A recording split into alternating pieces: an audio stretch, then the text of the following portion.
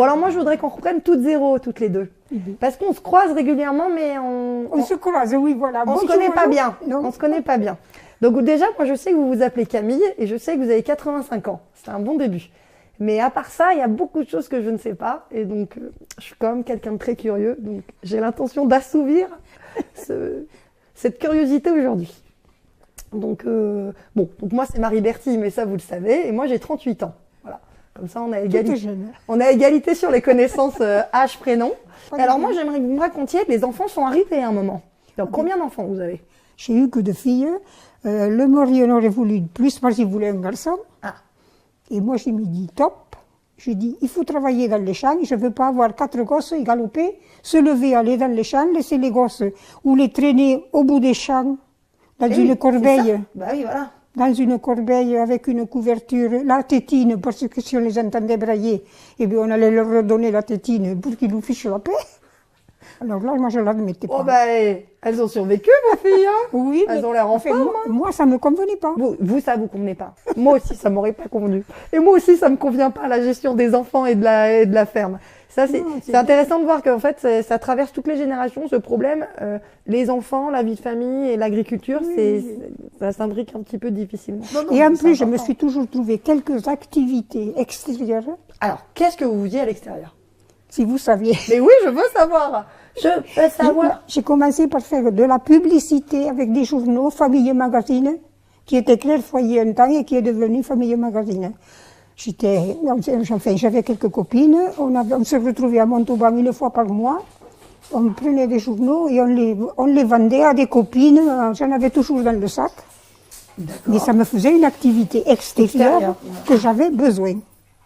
Non. Oui, plus dans la tête finalement que même financièrement. Ah oui, c'était financièrement, on gagnait rien et on perdait du temps. Oui, mais vous, ça vous permettait de voir vos amis, de sortir de la ferme. Alors, votre truc, quoi. J'ai toujours eu besoin parce que j'ai un mari qui est très casanier et moi, il me fallait sortir.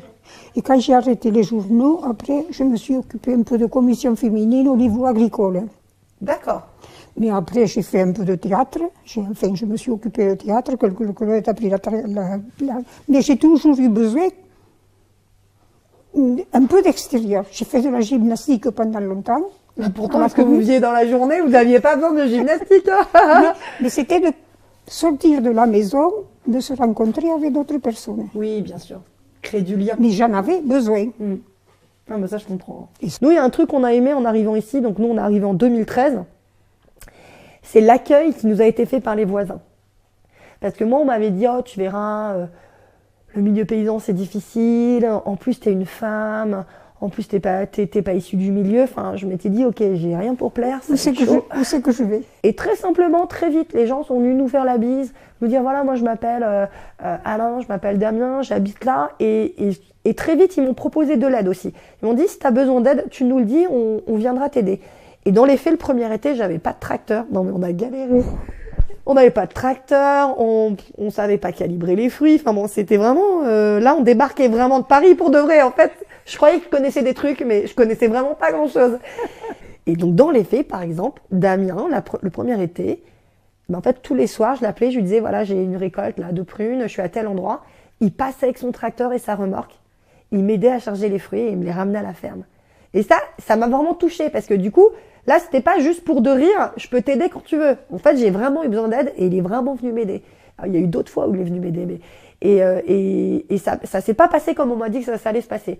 Donc les gens, ça a dû les faire rire, la petite Parisienne qui débarque à la campagne, mais ça c'est normal, c'est vrai que c'était drôle. Moi, je trouve ça bien qu'ils aient rigolé, mais ils ont rigolé, mais ils sont quand même venus nous porter, nous prêter main forte, nous aider au démarrage parce que c'est vrai que c'était pas facile. Et donc voilà, on dit des choses sur les gens à la campagne, mais en fait, faut y aller à la campagne, faut vivre avec les gens à la campagne. Et en fait, non, c'est des gens normaux, sympas. Il y a une vraie solidarité à la campagne, c'est pas un mythe, c'est pour de vrai. Et c'est important parce que sinon ce serait trop dur, je pense, de vivre à la campagne. Et si on était chacun tout seul dans nos maisons, pour le coup, ce serait un peu difficile, quoi. En plus, c'est plus dur.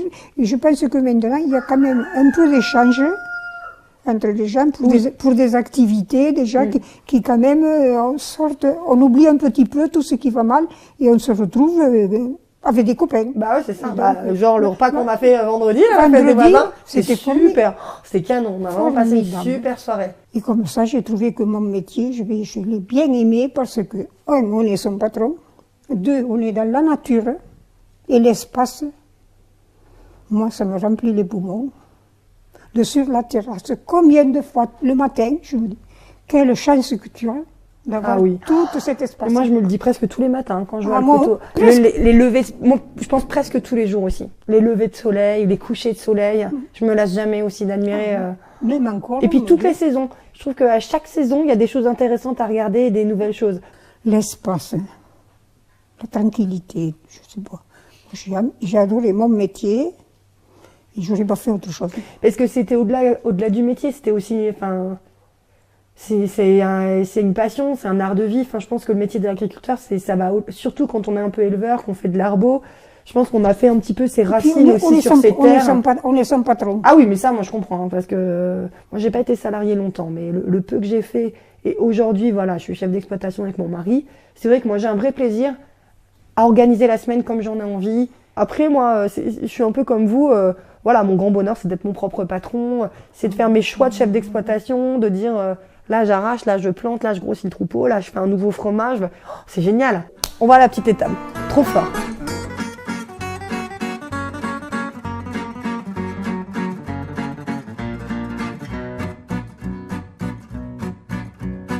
Donc les colliers bleus chez nous, c'est celles qui sont nées en 2014 et qui ont déjà fait une première mise bas chez nous et une première lactation. Donc c'est leur deuxième mise bas cette année.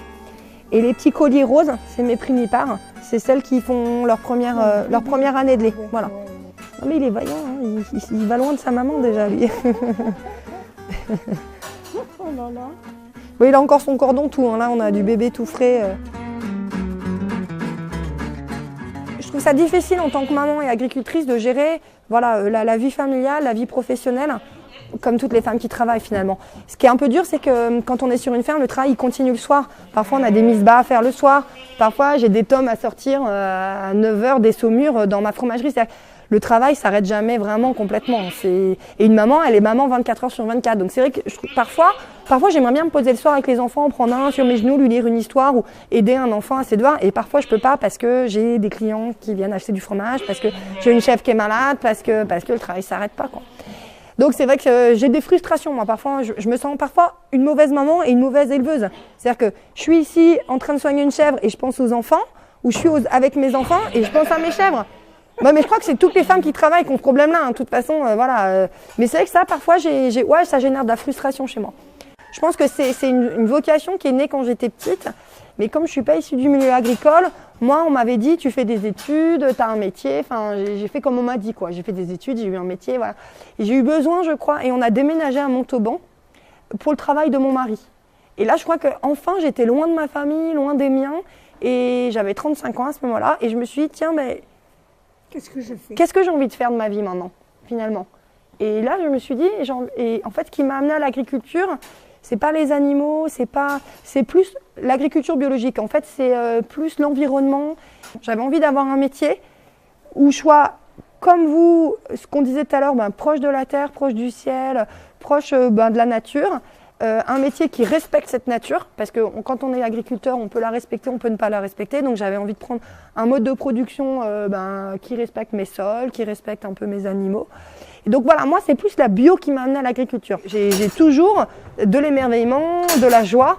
Et donc voilà, c'est plus dur que ce que je croyais physiquement. Il y a plus de travail que ce que j'avais pensé, mais il y a aussi plus de joie. Et je me lasse pas. Enfin, je veux dire, voilà. Donc la force vient de la joie. Ah, mais complètement.